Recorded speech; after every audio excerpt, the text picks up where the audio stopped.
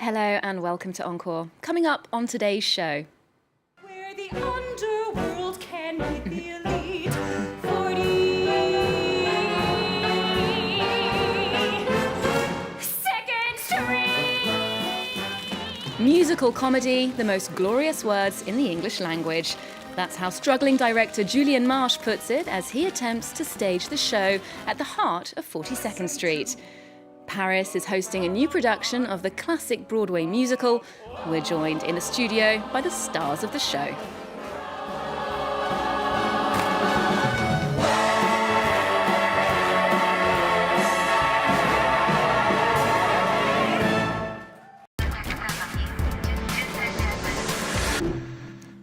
Monique and Alexander, thanks so much for joining us today. Now, you're both on stage here in Paris at the moment in 42nd Street. That's the musical about a musical. It's a love letter to the Broadway of the 1930s in New York in the US. Do you think what happens on Broadway in New York still sets the tone around the world? Yeah, I would definitely say at the moment this year it's so kind of important with a show like Hamilton, for example, which has literally kind of changed the world it's so relevant to what is going on now in politics in the States, and it's really changing education for kids as well. It's wonderful. I even saw it in New York when I was there. And what did you think of it? Oh, it was just amazing. And it's funny because people go, is it really that great? And it is. It's just told in such a different way, so relevant for kids, but so relevant to now and what's going on. It just makes people go, as if that happened in 1789 or something. And yeah, it really, I feel, has kind of changing the world and what people think about musical theatre in general as well. I think people are getting attracted to it who don't normally are interested in musical theatre. It's true, yeah. Hamilton did hit the headlines. Now, 42nd Street, the musical, was created in the 1980s, but it was based on a film from the 1930s, which was based on a novel. Now, that film had the Busby Berkeley choreography, those amazing dance numbers. Your production this year, in 2016, does actually reference some of his dance style. What do you think the appeal is 80 years later?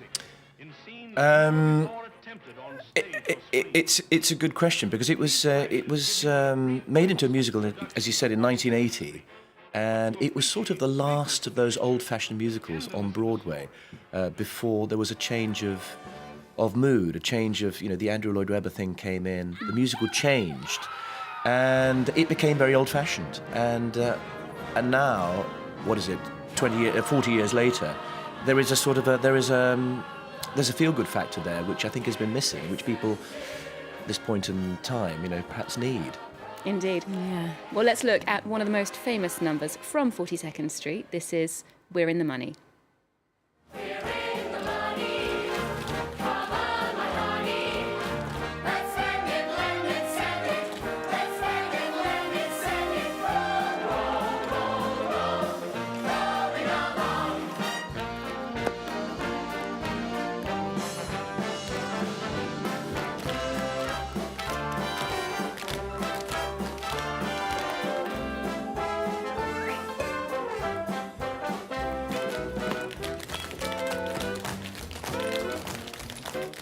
Now, given the context of the show, which is the Depression in the US, money was a huge concern for those going into show business. How do you think that compares to the circumstances today? Money's still a big issue. Yes. I think the show was like an escapism, obviously, for the kids, and there wasn't any shows going on at the time, really. And so, as it says, when the kids find out that Julian Marsh is putting on a show, it's probably the only kind of job going around for them, and so I think they're all kind of trying to fight to get this job. And Julian Marsh, sort of the director who I play, and it sort of references in it because he's lost a lot of money in the Wall Street crash, and he's obviously he is this very famous director, but he's obviously not had any successes recently. So the stakes are very high for this show that he's putting on, Pretty Lady, in 42nd Street. So, that's certainly the context of the time, yeah. Mm-hmm. Now, you mentioned escapism, and for audiences in the 1930s, Broadway shows were a welcome form of escapism, and the same could be said for today. The legislation has yet to go through, but Brexit has already provided political satirists with a wealth of new material, and some of it's musical. Phoebe Lanza-Wood takes a look at those with arguably the toughest job in Britain, cheering up the nation after the EU referendum. The EU is broken apart. Britons have a long tradition of turning to humour in troubled times, and 2016 is no different. Comedians, actors and singers alike are on a mission to cheer up those with the Brexit blues. With a brand new deal with Europe. 5 months after the UK's shock vote to leave the EU, Brexit the musical has hit the London stage, and Brexiteer turned Foreign Secretary Boris Johnson has a starring role.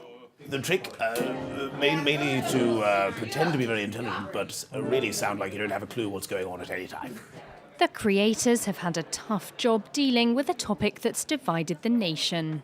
In the end, I'm not preaching. I don't want to tell people what to do about Brexit. I just want to show it up, put a mirror up to it.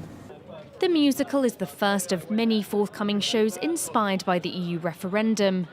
It comes as no surprise Brexit has also inspired comedians across the country. A lot of my friends were saying, well, thank you very much, Leavers. Now we're going to have a future with no money or human rights. And I was thinking, no, we're leaving the EU. We're not joining North Korea. Whether they're pro-leave or remain, they've been more than willing to direct provocative prods at politicians. Brexit means Brexit. That means nothing. Brexit is a word which is less than 12 months old and has never been properly defined. The plunging pound, immigration and wavering national identity, Brexit has given stand-ups a lot to work with, which goes to show that in the face of adversity, at least the nation can lean on its unique sense of humour. If we all stand in the channel, can we stay? So those guys are making fun of the situation, but what do you think? Should the performing arts be engaging with these political issues, or is your job to bring a bit of light relief? I think both. Yeah, I think both, yeah. I do. I think it's important to know what's kind of going on in what's happening, because it will definitely affect us in the arts, work-wise.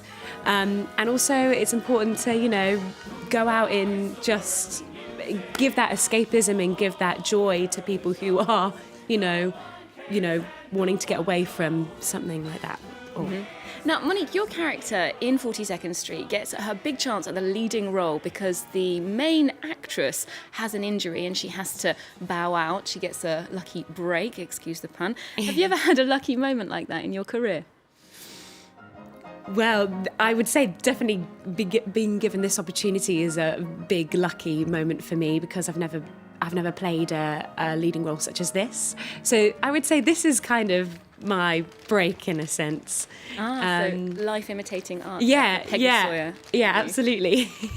And Alexander, you mentioned the difficult context of people in the 1930s looking for work, looking to go into a career in show business. You've got a very established career today, but what about you when you were starting out? Did you think it would be a viable career? Oh, God, you're fearless at that age. I didn't know what else to do, to be honest, and I thought it'd be a great way to meet girls, so that's why I got involved. and I always thought that I would sort of fall back on being a waiter or something like that. But enough work came along for me to keep the career going, and then it's a snowball effect, and you learn as you go along, and it's been okay. It worked out in the end. Yeah. Now, your character on the stage, Julian Marsh, he's struggling to get this show off the ground, 42nd Street, Pretty Lady in the show. Have you ever been tempted to direct, to take the other side? Never? No. Not on stage or on screen? No, not really, no. What's so different about it for you? I love what I do. I love acting, and I'm often asked, will you direct this thing? And maybe I should. Maybe I should have a crack at it, and then I'll get a different perspective on the acting part. But I just love the craft of acting, and business isn't finished there. I'm still at it. But maybe in another 10 years' time, maybe I'll do some directing. Watch that space. Yeah. And Monique, your character in the show, Peggy Sawyer, she's a young ingénue, and a lot of people talk about how good-looking she is, that she's fresh-faced. There are suggestions in 42nd Street that people go to the theatre to see the pretty young girls. Have you ever encountered any kind of sexism or too much focus on your looks in your career? No, I haven't. No, but I think it's a very old kind of era thing, isn't it? It's an old-fashioned thing. So nowadays, well, not at the moment, I haven't because I'm very young. I've got a lot of time.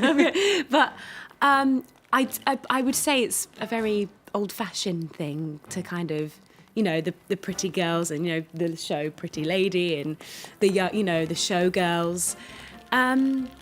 But no, I haven't. No, I've not. Well, that's very reassuring. We're obviously moving into a new era of modern musicals.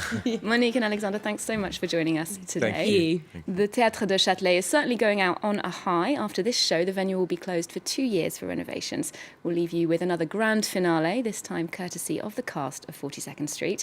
Remember to check out our website, and you can also follow Encore on social media too. There's more news coming up on France 24 after this.